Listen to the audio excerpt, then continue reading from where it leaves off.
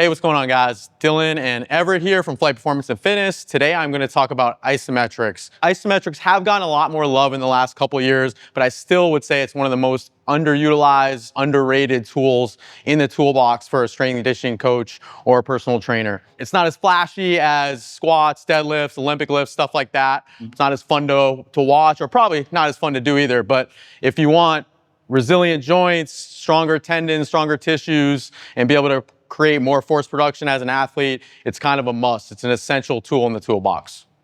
All right, so I'm going to walk you through a couple different kinds of isometrics with a couple different styles and talk through the benefits of each kind of isometric and talk through the protocols of each, or how we'd actually go through it with our athletes or our clients. So the first style I'm going to talk about, which is a little bit more is utilized, but I think more often by people, is going to be quasi-isometrics, where you're just pausing at a certain part of the exercise and then finishing through. And what this is doing is you're working on sticking points. So a lot of people have weaknesses at the bottom of their bench or halfway up on their bench, the bottom of their squat. And what we're going to do is we're going to get to that position, we're going to own it for a couple seconds, and then we're going to explode out of that position. So what that's going to do is build awareness in that position. You're going to be aware of your core, your balance, and it's also going to build specific strength in that position so that those muscle fibers are going to get used to activating maximally. All right, so I'm going to have Everett jump in here. I'm going to have him go through his full eccentric, pause at the bottom, hold for 3 seconds, and then drive up. So for anybody who struggles with their position, they lose their balance, they lose their core position, this is going to be a great tool to work on that. So it's not only working on the actual, his ability to produce force in that position, which is something that's really important, but it's also going to build on just his skill development at the bottom. He's going to get a lot more comfortable with it. He'll build some awareness of some of the little details of things that he needs to focus on to be able to be more efficient with that movement. And then if we want to, I can get more fancy with it. So that's like, a lot. It's really common that bottom position or the transition position of an exercise is going to be the most difficult. So either, on your chest with a bench or at the bottom with a squat. But sometimes we want to work on multiple spots, right? So I might have him pause halfway down if he struggles with that initiation. Pause, and then come all the way down, pause, drive up. So I can be a little creative with this depending on what part of the position my client or athlete really struggles with, and then have them own that position, pause in it, fight to hold it, and then go through the rest of the movement. So with this variation, you could do it as your main workout, so your main, strength exercise. Maybe that you have 3 sets of 4, 2-second pause at the bottom, or it can be something you're working on with your drop-down sets when you're just trying to lock in that technique. So maybe you have 1 or 2 of your heavier sets, and then you're using this as just a builder to work on that weak point. One of the other huge benefits of isometrics is going to be tendon health. All right, so yielding isometrics, but really isometrics of any kind, build collagen synthesis in the tendon. So that's going to make the tendon grow, get stronger, get stiffer. So that's going to allow for more force production in these different positions. We're going to do split squat isos here, yielding isometrics, and I'm going to show you how we're going to do this. So Everett's going to jump in. So with these yielding isometrics, he's going to bring it off the rack for about 1 inch or 2 and just hold. Anything 30 to 60 seconds. He's holding, locking in. We're looking for this load to be up to 80% of your max effort split squat. Obviously, if someone's maybe in pain or not feeling good, they're just not used to isometrics yet, then we probably want to start a lot lighter than that, see how it feels, and start at 30 seconds, build up from there. All right? And obviously, he's going to do both sides. And this is going to be like 1 to 3 sets. Like I said, 30 to 60 seconds. You can do a little bit lower, like 20 seconds, but then we want that load to be a little heavier. Most of the studies point to it needing to be over 30 to get some of those morphological changes in the tendon that we're looking for. But this is a great option, really easy to do. So, you saw how easy to execute it is. Because he's not moving through the motion, there's not a whole lot he has to think about. He's just thinking about holding onto the position. So really easy to get the target musculature fired up and get all those muscle fibers active. Isometrics are going to be one of the only ways we're really going to get maximal muscle firing. Okay, so I mean, if you've ever done it before, when you get to that 45-second mark, everything's shaking, every fiber in that quad is working. So it's a really easy and efficient way to get everything we're looking for out of loading a specific tissue and specific tendon. So another huge benefit of isometrics is that we can also build rate of force development in a really safe environment. So all the things that we're looking to get out of Olympic lifts and other high load, high velocity exercises, we can get from isometrics.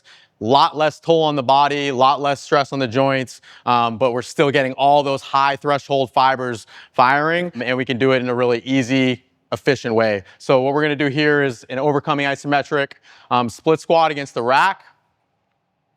So what we're gonna do is have Everett, we don't need any load on the bar, we're gonna get right under the pins, and I'm gonna have him violently explode into it. Yep, we're gonna hold, 1, 2, 3, push, and relax. Good, he's gonna switch legs. And push. Hold, 1, 2, push, and relax. Good. He's gonna go again. So normally with these, the protocol is gonna be about 2 to 4 sets, about 2 to 5 reps each set. What we're looking for, 3 to 5 seconds really per push. We're looking for him to push as hard as he can, as fast as he can, and then hold it.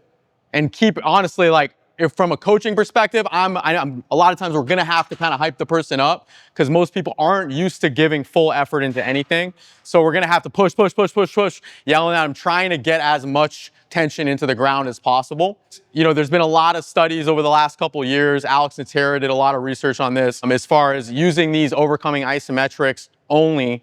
And I think it was 3 times a week for some of the top level sprinters in the world, and all their times, 10 meters, 40s, all their sprint times increased just from doing overcoming isometrics. And that was with no other variables being changed. So there's obviously a lot of value. One key thing we want to think about is what angles we're putting them in. So we want these angles to be sport specific. So for instance, if I had done the same thing with Everett and he was all the way down here at the bottom of a split squat, that's probably not going to be as helpful for rate of force development. That's going to transfer over to sports because we're never really going to be in that position. So you kind of notice we were a little bit higher with that split squat, a little bit more into that athletic sprinting position where we're going to make contact with the ground with our running, our jumping, and our change of direction and stuff like that. But this is a really valuable tool, really efficient, easy to execute. One thing to also keep in mind is because it is a rapid, as hard as you can effort, this is something we want to save a little bit down the road for slightly more advanced athletes because there is a slight risk if we're not able to lock everything in, right? So this is where the yielding isometrics that we did just a few minutes ago is going to probably be a better tool to build up some of that tolerance, build up some of that tension, and then work our way into these a little bit more explosive isometric versions. So we spend a lot of time as coaches and trainers teaching people how to move, trying to build their movement competency, right? So one of the other huge benefits of isometrics is, especially if you have a new client, new athlete coming in, and we just want to build some positional awareness in a certain movement, isometrics are going to be the best way to do it. So we're going to get muscles fired up in that position. We're going to get the same benefits of what I was kind of talking about with the yielding isometrics, but maybe we're just doing it with a little less load, and the focus is less on the physiological changes that we're going to make, and it's a little bit more on just getting them to own that position and learn it. So for instance, a lot of people really struggle shifting into their one hip, so getting into this lateral, moving in the frontal plane, getting into this lateralized position. So Everett's going to kind of show you here. I'm going to have him do a lateral squat and then just hold here. So it's another thing, 20, 30 seconds. We can obviously build up time up to a minute if we want to kind of be in that yielding isometric zone. But it also gives me an opportunity as a coach, because he's not moving. I can just say, hey, I want you to put a little more pressure on the inside of your foot. Make sure you're resisting me here. Yep, make sure you really feel this hip. Okay, yep, head's in line. I can stop him and fix him if I need to make sure he's in the right position. But he's gonna start to get some ownership and really feel all the muscles I want him to feel. And he'll build a lot more confidence the next set because he already feels exactly the position we want. He's already owned it.